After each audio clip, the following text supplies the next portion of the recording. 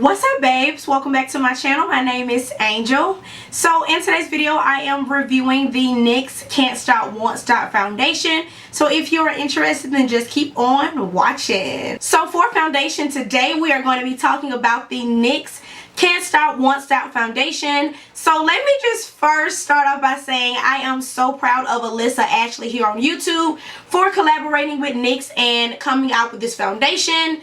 The shade range is just sick. Like, it's ridiculous. Like, there are literally 40 shades, I believe. So there's something for everybody out there. I love that the foundation range is very inclusive and it's very diverse. Like I said, there's something for everybody. So as far as my shade, I am in the shade Cappuccino. So now I'm just going to get into some of the claims that this foundation has. So this foundation is a 24-hour matte finish foundation. It is also a full coverage foundation, and I believe it claims to be transfer resistant and oil free. So now that we talked a little bit about the foundation and I've read you guys a few of its claims, we're going to go ahead and get to the nitty gritty and see what this baby is really talking about. So because this foundation claims to be a matte finish, I've never really had a foundation that claimed to be matte. I've had semi-matte and maybe even a natural finish, but full on matte I'm not too sure about. So we're gonna go ahead and make sure we moisturize the skin first. And by the way, I've actually worn this foundation before, and wearing it previously, I've learned that I definitely need a moisturizer. Just in case you guys are wondering, I use the Clinique Dramatically Different Moisturizing Gel. This is my favorite. If you guys want me to do a skincare routine, let me know. So now I'm just going to go ahead and move on to primer, and I'm using the Rimmel London Stay Matte Primer. Since we're going with the drugstore theme, I'll go ahead and stick with a drugstore primer. So this is just a shine controlling, mattifying, pore refining primer. Moving on to foundation, and I love the fact that the foundation comes with a pump. So I'm just going to go ahead and do a few pumps on my skin.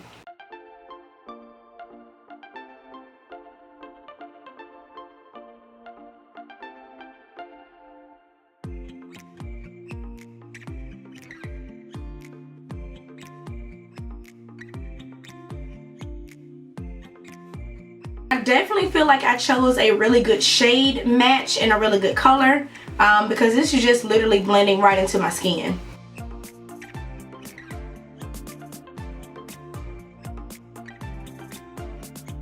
And as you guys can see, this foundation definitely is matte. Like, there is no semi-matte. There is no oil, there is nothing luminous about this foundation, as you guys can see. So I'm just going to add a few more pumps to my cheek area just to kind of show you guys how buildable the foundation can get.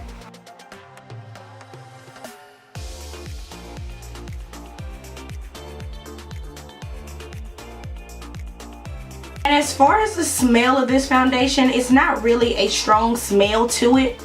There is some kind of scent to the foundation, but it's nothing unbearable or anything. So like I said, this foundation does dry down very fast and very matte. So since it does claim to be transfer resistant, I'm going to go ahead and grab some type of tissue or paper, and we're going to actually put this to the test.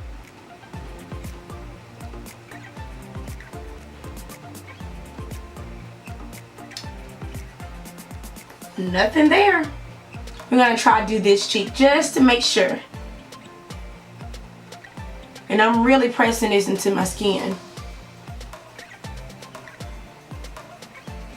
Just a little bit has transferred right here, but not much to complain about at all. I don't feel like it is oxidizing or anything. I feel like it's pretty much true to its shade, and what you see in the bottle is pretty much what you're gonna get. I do feel like this is a full coverage foundation. However, I did not apply a whole lot because me personally, I'm just not really a full coverage kind of foundation kind of girl. So I think by me deciding to go ahead and moisturize my skin, I do notice a bit of a difference. Like I said, I have previously worn this foundation and it did seem to be a little bit drying without the moisturizer, but my skin definitely feels more hydrated right now and it doesn't feel as matte and tight. And I also would say I'm going to opt out on setting this foundation with a powder today because the last time I wore a powder with it and I don't want it to crack up and seep into my smile line. So now I'm just going to go ahead and finish off the rest of my makeup and I will be right back. So now that I've gotten all cute or whatever, I guess I can go ahead and spill the tea and we can talk a little bit about this foundation. So my thoughts about this foundation, I really do feel like if you have combination skin like your girl, or if you have oily skin, I feel like you're going to love this foundation. I feel like this foundation is going to be for you. Now, if you are a combination girl like me, I'm pretty much dry in this area, but I'm oily just in my T-zone area. I do feel like you want to use some type of moisturizer so that you won't flake up and you won't crack up and you won't fold.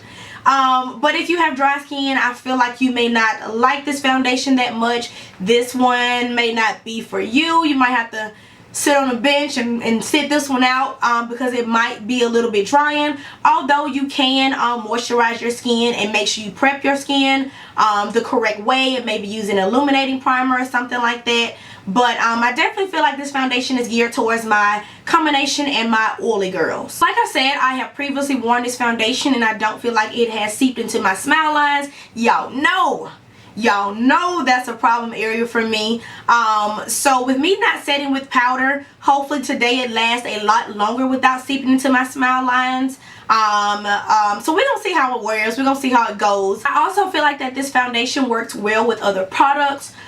It worked well with my bronzer, it worked well with my blush and my highlight. Now I will say, surprisingly, this foundation did really good when it came to applying the bronzer, especially since I didn't set the foundation, because normally when you don't set your foundation and you just go straight into your bronzer and blush, it can be a little bit blotchy and a little bit patchy, but I did not see much of that happen with this foundation, so that's a really good thing because I did not want to set with powder. So being that my skin tends to be a little bit more drier than the winter months, I don't really know how this foundation is going to wear during the winter months for me. The Super Stay may be a little bit better for that, but right now, like, the Super Stay has me hella oily. So I'm really excited because this foundation is matte and it does keep me matte. So I think that this is going to be like a good summer foundation for me, and the Super Stay may be more of a good winter foundation since it's a little bit more of a natural finish and it's just a little bit more hydrating. And since we're talking about the Maybelline Super Stay, let me know if you guys want to see a half and half face, like a side-by-side comparison. So as far as the price range, the price is, I believe this foundation is $14.99.